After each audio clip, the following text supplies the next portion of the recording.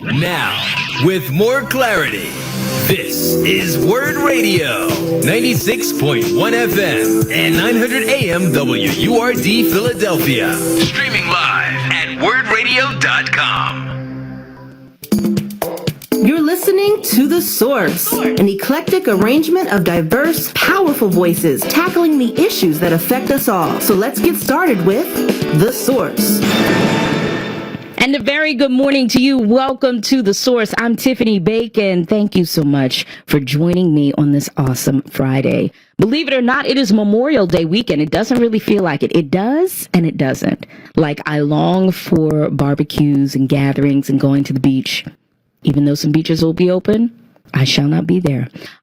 We are still practicing social distancing. We are still concerned about COVID-19. So whatever it is that you do this weekend, please, please, please be safe. Please be careful and do find some joy throughout the course of this weekend. What we are in store for today is a lot of empowerment and a lot of great information. So please pull up to the radio, listen carefully, listen close. Most of, hopefully all of what you hear today could be useful to you, and if not you, someone that you know. So please share the information. Let folks know we are on the live stream on Facebook. You can see us as well as hear us. So thank you so much for checking in. I appreciate it. So we're going to start the conversation off this morning by welcoming back some guests who joined us a few months back. They represent the Uplift Center. And they have a new program called the HopeLine. So they're going to talk a lot more about the Uplift Center for Grieving Children. They're going to talk about the HopeLine. And I want to welcome to the program, back to the program, Michelle Gonzalez, who is the Bilingual School and Community Services Clinician, and Dr. Jayme Banks, who is the Director of Trauma-Informed School Practices at the School District of Philadelphia. Good morning and welcome to the show. Thank you for joining me. Good morning, Tiffany. It's so great to be back. Yes, awesome. Thank you for being back. Hi, good morning, Dr. Banks. Thank you so much for joining us. So for anyone who didn't hear our previous show, where you so eloquently outlined what the Uplift Center is, Michelle, if you could just reiterate what your program does, what the center does, and how it helps children in the Philadelphia area. Yeah, I'd love to. So at the Uplift Center for Grieving Children, we have school and community groups where some of the clinicians go into the schools and we do grief-focused peer model groups. We also have family services where families, caretakers, and children go to different centers throughout the city. We have about 6 or 7 locations where we normally meet up together, and they have services where they also do grief. Mm-hmm. Okay. Awesome. Thank you for that. And Dr. Banks, talk about the work that you do as the Director of Trauma-Informed School Practices. Talk about what that actually looks like for students in the school district. Of course. So, as Tiffany shared, I'm the Director of Trauma-Informed School Practices at the school district, and I oversee the Prevention and Intervention Office, which has been working to further the district implementation of trauma-informed practices and continuum of mental health supports in the school district. Okay. That is very, very important. We hear conversation about this more and more now, but I don't think you can ever talk about it enough. Why addressing mental health is important, especially for our young students, for adults as well, but for our students. What are some of the things that, without, of course, crossing into any HIPAA information, what are some of the things that you have to deal with or see on a daily basis that you don't feel are addressed enough, especially at home? Okay, well, during this time, we have, in speaking with students and speaking with families, they have shared kind of how difficult this time is for them, right? Mm-hmm. Social distancing, not seeing their friends and family that they're used to using as a support. And they've shared feelings of isolation and feeling disconnected and worries about all the unknowns. This is all new to all of us, right? We've never experienced something like this before. And so we were looking for a way to kind of increase connection, increase support as, everything is done remotely at this point in time, and we want to make sure we reach as many people as possible. Okay. All right. What is the Hopeline? Let's just start with that and talk about all the things that you are able to do with this new edition. Sure. The Philly HopeLine is a free helpline sponsored by Uplift Center for Grieving Children and the School District of Philadelphia. It is staffed by master-level clinicians from Uplift and is open to all the School District of Philadelphia students and families. So, potentially, for students, it's in order to stay connected through these unprecedented times, like Dr. Banks is saying, and to remind them that we're all going through this together. If they feel lonely, stressed, maybe sad, angry, or confused, if they miss their friends, if they're missing a routine, this is the line for them to call and to talk about that. Throughout this line, we're offering some emotional support, crisis support if necessary, grief support, parent and caregiver support. I love it. I love it. Is there a room for this on the line? Can you have a family on at one time? So is it just that the youth will call separately, or can the parents and the youth call together and discuss what they're feeling, what they're going through? That's a great question, Tiffany. They are more than welcome to call together. Being on the line so far, we've embarked this Hopeline. Today is 2 weeks now, and so far I have received calls from a bunch of youth. But we are so more open. We are completely open to having families call together, having more than one person call together on the line, because it can be hard, right? Mm-hmm. It takes a lot of bravery and courage to even call a Hopeline. Okay. What if you have a young person call and they reveal that there is abuse going on in the home, and one of the things that they're concerned about because of quarantine, they can't really leave, they can't, they're stuck in the house with an abuser? What actions are taken at this time? That is also a great question. Unfortunately, that does happen. Those are cases that do happen throughout the city of Philadelphia. What we would do is we would make sure if they're safe in that moment, we would debrief with them, we would talk to them, and we would also call the crisis line as well and have further to document exactly what is going on, what the case is, what they're feeling, and see and drastic measures would be taken from there. Okay.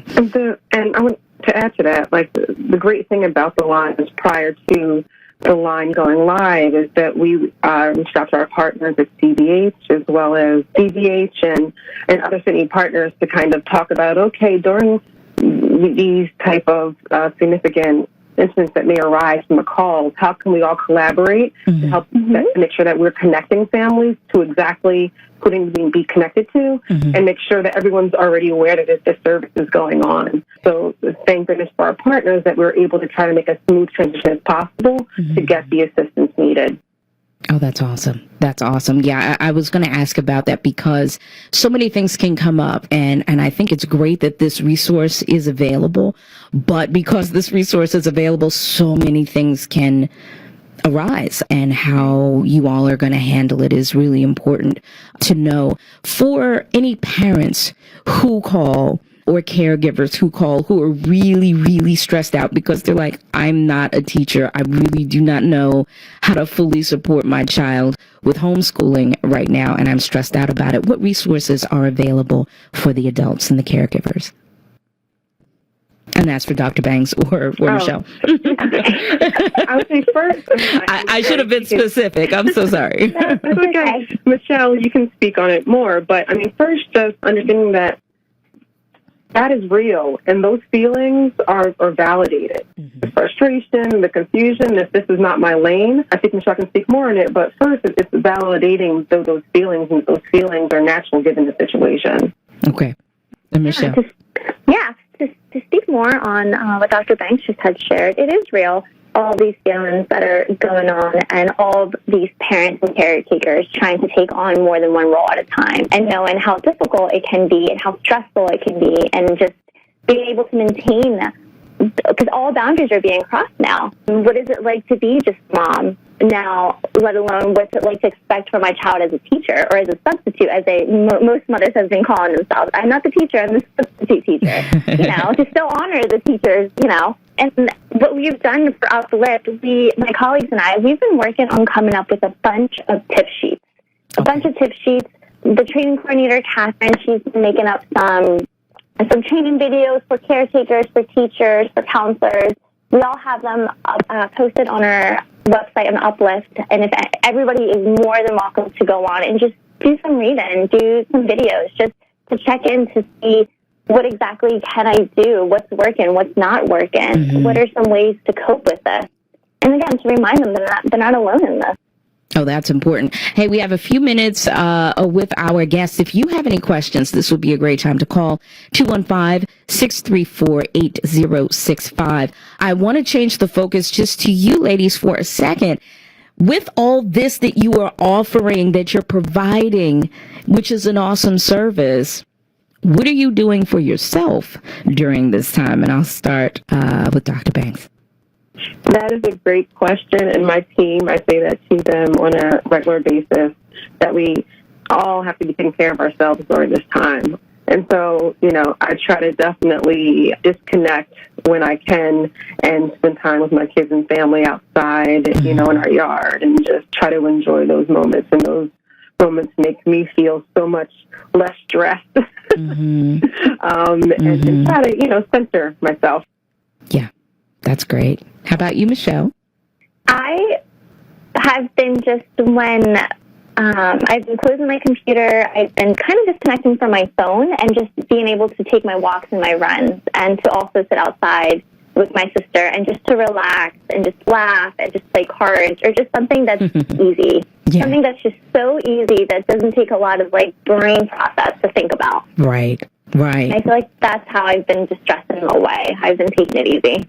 That's great. I can just imagine with the amount of work that you do, trying to help people work through their emotions, it can be extra stressful on you. So I'm glad that you both have some good practices in place, in addition to what else is going on in the world. But I'm glad you have some good practices in place to take care of yourselves. Dr. Banks, when we hear the term trauma-informed, there's a lot of us who are in public health who know very much what that is. There are a lot of people who know what that is based on reading and information that they've learned. But there are some people who may not be as clear about what that is. So what does it mean to have trauma-informed care and trauma-informed practices? Yeah, that's a question. Trauma-informed has been a word that's been used a lot in the last, couple of years in our city. There's just so much going on that, our families, our students experience so much. And so being trauma-informed is one that you understand, number one, the different types of trauma that exist, and you understand how the effects and impacts of those trauma, what can occur, what occurs biology-wise in terms of your brain and your body, and then how it may show up in everyday kind of behavior and interaction. And so being trauma-informed is using that knowledge and kind of level setting and being able to meet everyone where they are, provide them with the support they need to be successful and to thrive and flourish. And so our goal is to continue to help our schools understand those needs and then look at our policy, procedures, practices, and how are we meeting our families where they are? How are we, providing places of support and helping them connect to resources and, thinking about their individual journey and taking that into consideration as we try to kind of help them move forward. Okay. All right. Thank you for explaining that. I was thinking and we will give out the number in a few moments, how people can contact the HopeLine, if they need it, if they want to talk, if they just want to share. What if you get a caller from out of town? What if you get a caller from Jersey or Delaware, or if they're listening to the program and they're in Baltimore? How can you best direct a young person who may hear about this line through this program or any other program, and they're not in Philly? So we have actually received some calls from outside of Philly, New Jersey, in the suburbs areas of PA, and we have addressed them just as we would if somebody was calling in from Philadelphia. We have connected them to the resources that they'd like. We've had some callers call out asking for more information so that they can share and spread the word. So that's what we've been doing as far as that goes. Okay. Okay, good. And you do have, again, I just want to reiterate, you do have some ways to direct them to resources in their area. I just don't want to discourage anybody who's listening who is like, yeah, I'm listening to the program and I'm down in Baltimore, Maryland, and I know a couple kids who probably need to give you guys a call. Oh, yeah, of course. Everyone's more than welcome to call. We will help as best as we can, and direct them with the resources that we can give to them, provide for them. Awesome. I love it. I thank you guys so much for everything that you're doing. Can you please tell people how they can find out more about the HopeLine?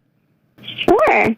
Hope is only a call away at the Philly HopeLine. You can call or text at 833-STILL-HOPE, or that would be 833-745-4673. Mondays through Fridays from 12 p.m. to 9 p.m. Saturdays and Sundays from 12 p.m. to 4 p.m. and on holidays as well, 12 p.m. to 4 p.m. Okay. On the weekends. Awesome. How else are you providing services at the Uplift Center since we are still in lockdown mode? Not for too much longer, perhaps. How else are you providing services for the community, Michelle? We have been doing virtual groups online with the students and with the counselors. We have been in contact with our partners all throughout the schools, sending them, again, those tip sheets, any video trainings that we've been doing, anything we've been putting up on our website. We've been even doing one-on-ones with students, which has been called for, which we normally would do just grief groups, right, as a group. But whatever the need is, we're trying as best to be as flexible and to be there and provide. Awesome. I'm so glad to hear that. Thank you so much. And where can they go find more information? So maybe if somebody needs to be a part of the group or to get more information about that. Of course, at Uplift Center for Grieving Children.org. So you can definitely reach out to anybody and everybody from the team. And we are more than happy to help. Thank you so much. Ladies, thank you for taking some time to tell us about the HopeLine, to tell us about the groups that are going on at Uplift. I wish you all the best, continued health, and continue to take care of yourself. Let's give them the number one more time for the Philly HopeLine. Sure. Philly HopeLine, 833-745-4673. All right. Thank you. Call us or text us. Call or text if you need it, y'all. Thank you so much. Have a wonderful holiday weekend, and thank you for joining me this morning. All right. Well, we have another awesome conversation coming up in a few minutes. Stay with us. We'll be right back after this.